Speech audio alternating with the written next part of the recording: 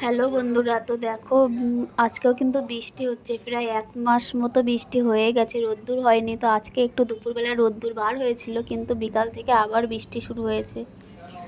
তো এদিকে সন্ধ্যা হয়ে যাচ্ছে আর বৃষ্টিও পড়ছে, তো মনে হচ্ছে কিছু একটা বানিয়ে খাই।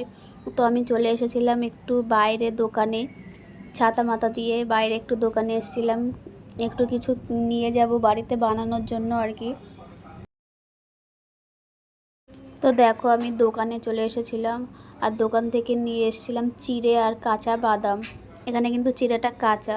তো বাড়িতে আজকে চিড়ে ভাজবো আর কি। তো দেখো প্রথমে একটা কড়াই বসিয়ে দিয়েছি। কড়াটা গরম হওয়ার পরে দিয়ে দেব অল্প পরিমাণে লবণ।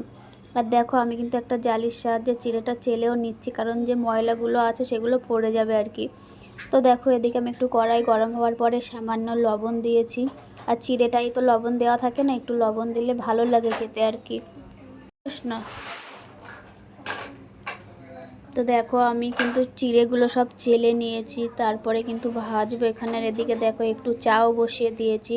আর আমাকে কিন্তু প্রায় অলমোস্ট চিড়েটা ভাজা হয়ে গেছে, বেশি ভাজলে আবার তিতো হয়ে যাবে। তো আমি অল্প অল্প লালচে করে ভেজে নিয়েছি। তো দেখো আমি এখানে নামিয়ে নিয়েছি। তো চিড়েটা তো ভাজা হয়ে গেছে আমার, এরপরে কিন্তু আমি বাদাম ভেজে নেব। তো দেখো কড়াইতে কিন্তু বাদামগুলো ঢেলে দিয়েছি। আর এটা কিন্তু হালকা আছে ভাজতে হবে, না হলে বেশি জোর দিয়ে ভাজলে না গ্যাসটা পুড়ে যাবে বাদামটা, ওই জন্য হালকাভাবে ভেজে নিতে হবে। তো আজকে সন্ধেবেলা কিন্তু চিড়ে আর বাদাম ভাজা আর সাথে 1 কাপ চা নিয়েছি, আর এটাই কিন্তু সন্ধেবেলা আজকে খাবো। ভিডিওটা যদি ভালো লাগে একটা কমেন্ট করো আর সাবস্ক্রাইব করে পাশে থেকো।